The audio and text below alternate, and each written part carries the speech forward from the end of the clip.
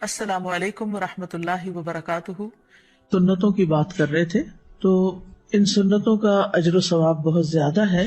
رسول اللہ صلی اللہ علیہ وسلم نے فرمایا کہ جس نے ایک دن اور رات میں 12 رکعتیں ادا کی اس کے لیے ان کے بدلے جنت میں گھر بنا دیا جاتا ہے۔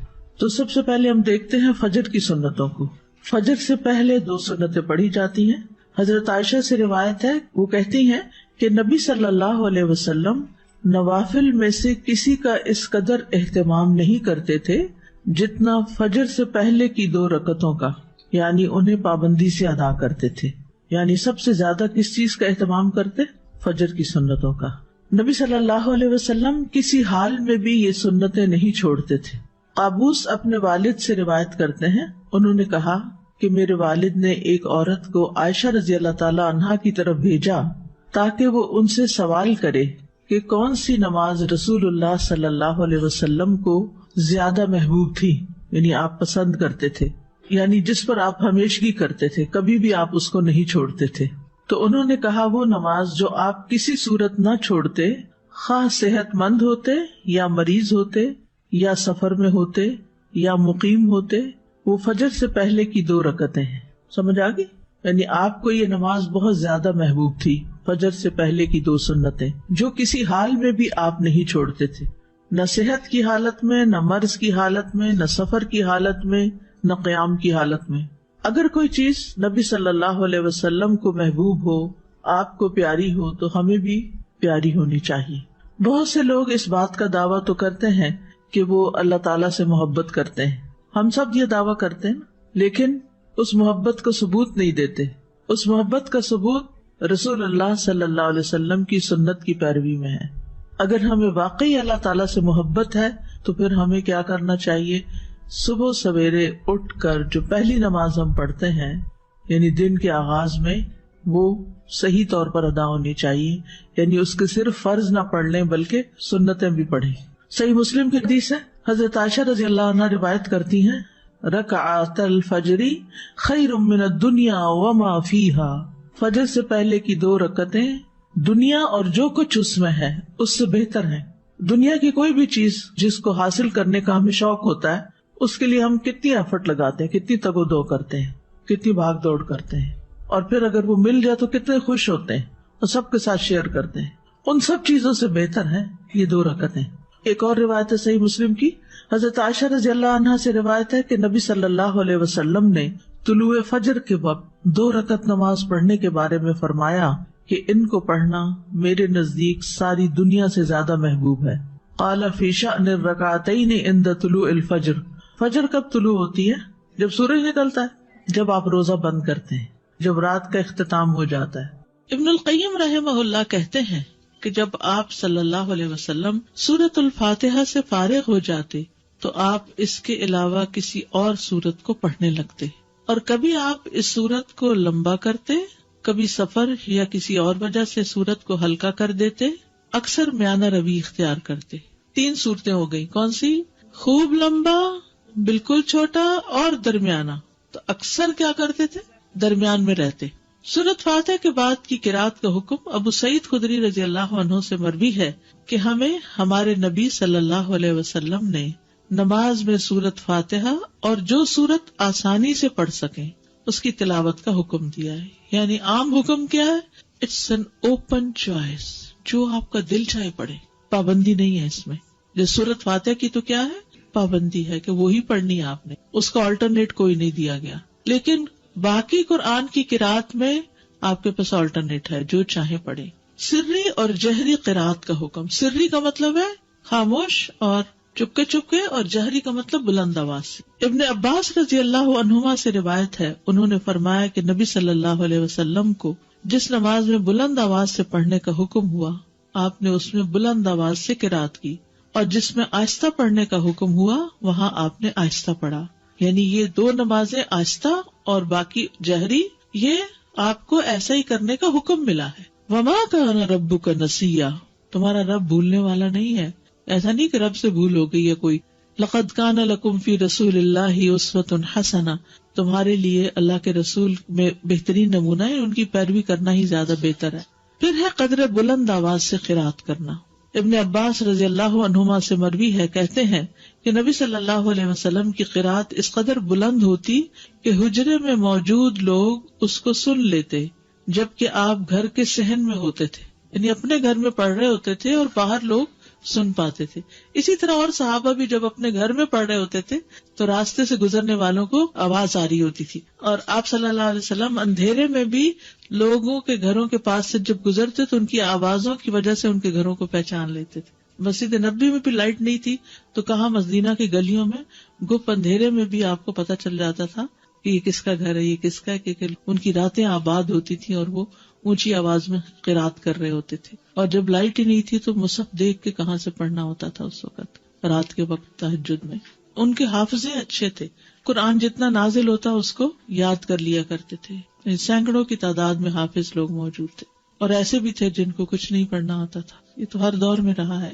ام ہانی سے روایت ہے، وہ فرماتی ہے کہ میں اپنے گھر کی چھت پر نبی صلی اللہ علیہ وسلم کی قرات سن لیا کرتی تھی، یعنی اتنی بلند آواز سے آپ پڑھتے. عورت کا بھی جہری نمازوں کو بلند آواز سے پڑھنا. ابن باز رحمہ اللہ کہتے ہیں عورت کے لیے مستحب ہے، یعنی پسندیدہ ہے کہ وہ جہری نماز میں اپنی آواز اونچی کرے، جیسا کہ فجر کی نماز اور رات کی پہلی اور دوسری نماز جیسے مغرب اور عشاء ہے. عورت کے لیے بھی مردوں کی طرح یہ نمازیں جہری پڑھنا مستحب ہیں.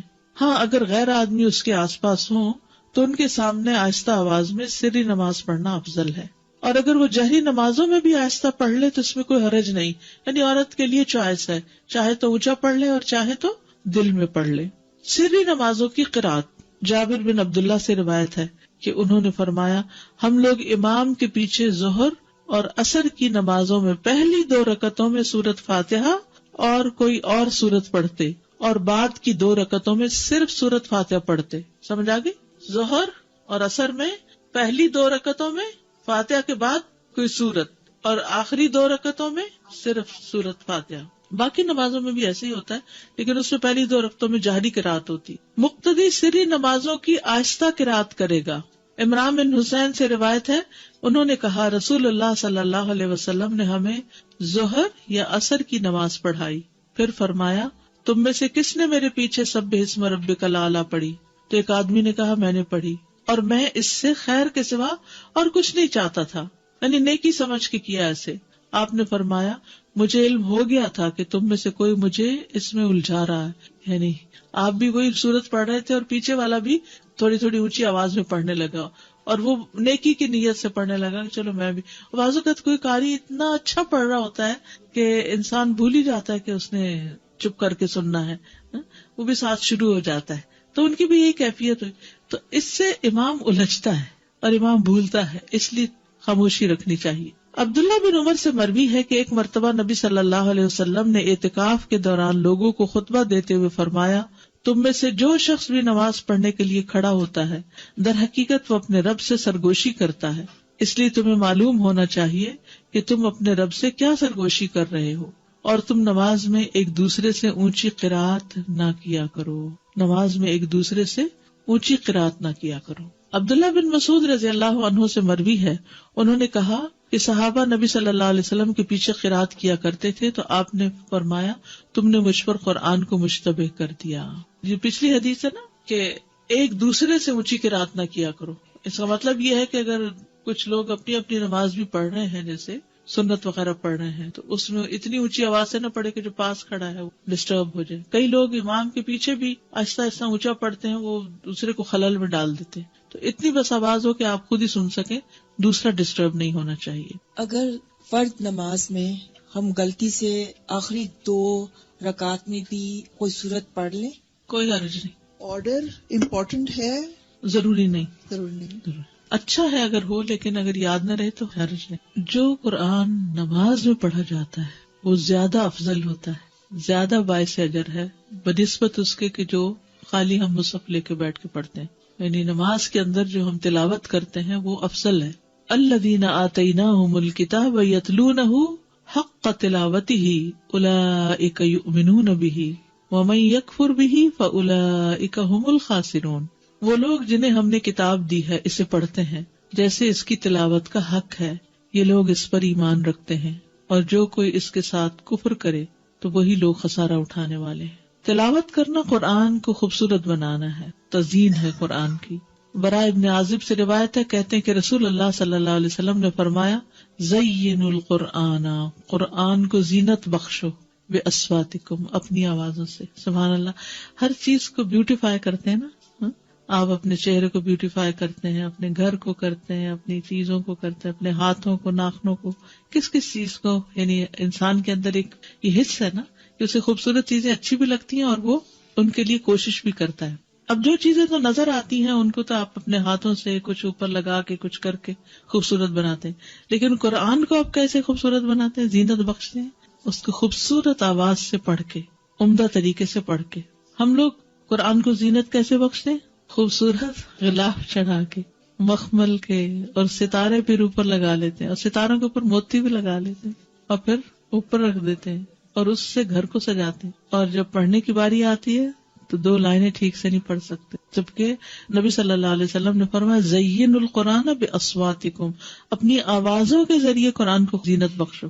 ہر انسان کے اندر اچھی آواز سننے کا ایک ذوق پایا جاتا ہے اور آوازیں انسان کے دل پر اثر انداز ہوتی ہیں. گانا لوگ کیوں پسند کرتے ہیں؟ اگرچہ الفاظ اس کے گھٹیا بھی ہوتے ہیں اور لوگوں کو اس گانے کے بعض اوقات یا نعت کا خاص طور پر ان کو الفاظ کو کچھ سمجھ نہیں آ رہی تھی کیا پڑھا جا رہا ہے، صرف آواز ہوتی ہے اس میں. یعنی بعض اوقات جیسے اب ربیع الاول آیا چاہتا ہے اور گھر گھر میں میلاد ہوتے ہیں تو اس میں بس نعتوں کی جو سلیکشن کر لیتے ہیں لوگ، اس میں بعض اوقات ٹوٹلی وہ شرکیہ ہوتے ہیں الفاظ، بعض اوقات ویسے ہی غلط ہوتے ہیں. اور جب ان سے پوچھا جائے کہ یہ کیا ہے، اس کا مطلب کیا، تو ایک دفعہ ایسے ہی مجھے کسی نے لیکچر کے لیے بلایا تو میں وہاں گئی تو مجھے پتا چلا کہ یہاں تو کوئی میلاد ہے. تو مجھ سے پہلے کسی نے، ایک بہت پڑھی لکھی خاتون تھی، انہوں نے ایک نعت پڑھی.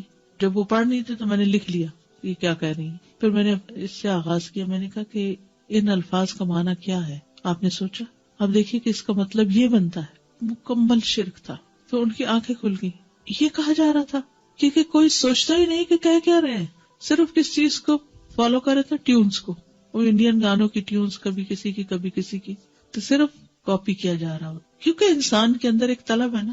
اب اس کو پتا چلا گانا سننا تو منع ہے، اچھے الفاظ نہیں ہے، شرم کی بات ہے، تو چلو نعت سن لیتے ہیں. نعت کو وہ الٹرنیٹ بنا لیتے ہیں، اور جب وہ نعت سننے لگتے ہیں تو اس میں وہ گانے سے بھی زیادہ بدترین جب شرک آ جاتا ہے اس میں عمل برباد. آپ دیکھیے شرک ایسی چیز ہے جس سے عمل برباد ہو جاتے ہیں، معمولی چیز نہیں ہے.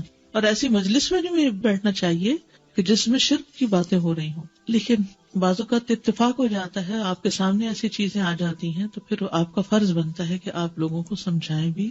اور سمجھانے کا طریقہ یہ ہونا چاہیے کہ ان الفاظ کو کھول کے ان کے سامنے رکھ کے انہیں سے پوچھے، ان سے کوشچن کریں.